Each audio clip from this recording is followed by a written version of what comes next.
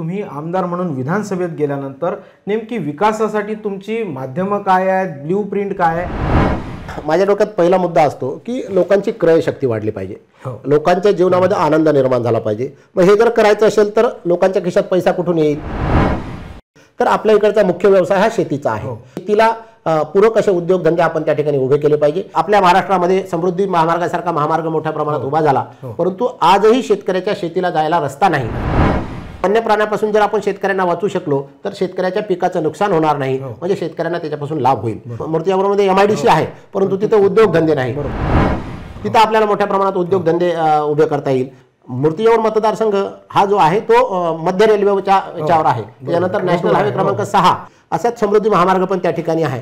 म्हणून शेतकऱ्यांसाठी आपण त्या ठिकाणी मोठ्या प्रमाणात काम करू शकतो। MIDC मध्ये उद्योगधंदे आणले तर युवकांच्या हाताला काम पण मिळेल आणि उद्योगधंदा पण मोठ्या प्रमाणात वाढेल।